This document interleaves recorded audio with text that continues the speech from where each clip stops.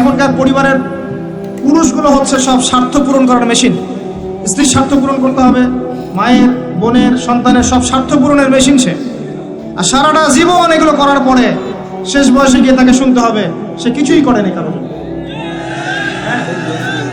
আর যে কথা কলিজা থেকে বের হয় সেই কথা আপনার কলিজার মধ্যে আঘাত করবে। চল, বাহ্যিকভাবে মনে হয় যে পরিবারগুলো খুব সুন্দর, চমৎকার, একদম জান্নাতের টুকরা মনে হয়, কিন্তু আদতে ম্যাক্সিমাম পরিবার জাহান্নামের টুকরা। ম্যাক্সিমাম পরিবারে তাওহীদ নাই, ম্যাক্সিমাম পরিবারের সুন্নত নাই, বেশিরভাগ পরিবারে হালাল রিজিক নাই, বেশিরভাগ পরিবারের মেয়েরা পর্দা করে না, বেশিরভাগ পরিবারের যুবকরা দিনের পরোয়া করে না, বেশিরভাগ পরিবারের যুবকরা নামাজ পড়ে না, এমনকি পিতাও নামাজ পড়ে না। বেশিরভাগ মা সিরিয়াল নিয়ে পড়ে থাকবে দেখবেন। হ্যাঁ, বেশিরভাগ পরিবার দেখবেন বস্তুবাদী। বস্তুবাদী বোঝেন কিনা? মানে দুনিয়া পূজারি, দুনিয়া পূজারি, সারাদিন দুনিয়ার ফিকির, কিভাবে আমি খাবো। সকালে চিন্তা করবে দুপুরে কি খাবো, দুপুরে চিন্তা করবো রাত্রে কি খাবো, খালি খাওয়া আর খাওয়া, খাওয়ার জন্য দুনিয়াতে এসেছে। দেখা যাবে স্বামী যদি হালাল ভাবে কিছু করতে চায়, কোনো কোনো ক্ষেত্রে স্ত্রী ফোর্স করে।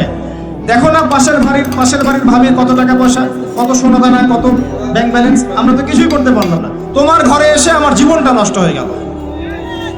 তখন স্বামী বেচারা হারাম খেতে বাধ্য হয়, ঘুষ খেতে বাধ্য হয়, সুদ খেতে বাধ্য হয়, দুর্নীতি করতে বাধ্য হয়। কার জন্য করে এগুলো? পরিবারের জন্য করে। একটা চোর যে চুরি করে, ওই চুরির টাকা নিয়ে এসে মেয়েকে খাওয়ায়, বোনকে খাওয়ায়, মাকে খাওয়ায়, বাবাকে খাওয়ায়, খাওয়ায় না? সহজাত প্রবৃত্তি। একটা ধর্ষক সে পর্যন্ত তার মেয়েকে কিন্তু চুমু খায়, আদর করে না? পুরুষ। আবার অনেক পরিবার এমনও আছে যে পরিবারের মহিলারা দিনদার, দিনের পথে চলতে চায়, কিন্তু পুরুষেরা জাহিলিয়াতের কারণে এদেরকে চলতে দেয় না, দিনের পথে চলতে দেয় না, তালিমে যেতে দেয় না, কোরআন পড়তে দেয় না, একটু দিনের আলোচনা করবে সে সুযোগ করে দেয় না। সারাটা দিন যাও চুলা ঠানো, রান্না করো, সন্তান দেখো, এতটুকু। জটিল সমস্যা। আমি ইনশাআল্লাহ তাআলা শুধু ফ্যামিলির বিষয়ে একটা আলাদা লেকচার দিব। আজকে আমি আলাদা লেকচার দিচ্ছি না, আপনাকে কিছু মৌলিক পয়েন্ট বলছি। Only family. ভাই বিশ্বাস করেন, সমাজের কাঠামোগুলো ধ্বংস হয়ে যাচ্ছে ফ্যামিলির কারণে, অনলি ফ্যামিলির কারণে। এত সমস্যা পরিবারগুলোতে, এত সমস্যা আপনি চিন্তা করতে পারবেন। ইল্লা মাশাআল্লাহ, কিছু পরিবার বাদ যাদেরকে আল্লাহ পাক খাস করে রহম করেছে, এদের পরিমাণ নিতান্তই নগণ্য, খুব কম। ম্যাক্সিমাম কেউ সন্তুষ্ট না। স্ত্রী স্বামীকে নিয়ে সন্তুষ্ট না, স্বামী স্ত্রীকে নিয়ে সন্তুষ্ট না। স্বামী মনে করছে আমি এর চেয়ে ভালো স্ত্রী পেতে পারতাম, স্ত্রী মনে করছে আমি এর চেয়ে ভালো স্বামী পেতে পারতাম। হ্যাঁ, দেখবেন পরিবারের সন্তান বেড়ে উঠছে এমন ভাবে, স্বামী স্ত্রীর মাঝে খারাপ সম্পর্ক দেখে,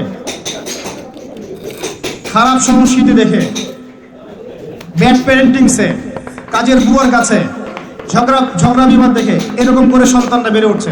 এই সন্তানটা যখন বড় হবে তখন এদের মানসিক অবস্থা কি ভালো থাকবে? নিঃসন্দেহে এরা মাদক সেবন করবে, জঙ্গি হবে, সন্ত্রাসী হবে, টেরোরিস্ট হবে, সিরিয়াল কিলার হবে, এরকম হয়ে যাবে। আর ছোটবেলা থেকে এরকম পরিবেশে তারা বড় হয়েছে।